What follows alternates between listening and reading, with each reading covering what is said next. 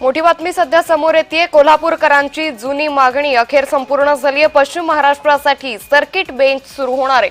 उच्च न्यायालयाचे मुख्य न्यायाधीश आराध्य यांनी आता ही घोषणा केल्याचं पाहायला मिळतंय।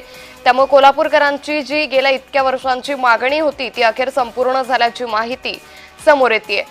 त्यामुळे आता महाराष्ट्रासाठी सर्किट बेंच सुरू होणार असल्याची माहिती देखील समोर येते। त्यामुळे एकंदरीतच कोल्हापूरकरांना हा मोठा दिलासा म्हणावा लागेल। कोल्हापूरकरांची जुनी मागणी ही अखेर पूर्ण झालेली आहे। पश्चिम महाराष्ट्रासाठी आता सर्किट बेंच सुरू होणार आहे। उच्च न्यायालयाचे मुख्य न्यायाधीश आराध्य यांनी ही घोषणा केली आहे।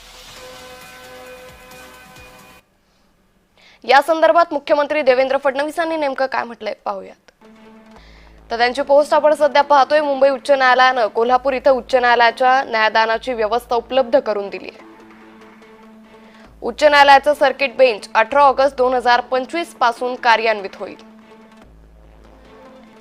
कोल्हापूर, सातारा, सांगली, सोलापूर, रत्नागिरी आणि सिंधुदुर्ग या 6 जिल्ह्यांसाठी ही व्यवस्था असेल। ही फार जुनी मागणी होती। अनेक वर्ष त्यासाठी लढा चालला। मी पहिल्यांदा मुख्यमंत्री झालो तेव्हापासून पाठपुरावा सुरू होता। अखेर त्याला यश आलं।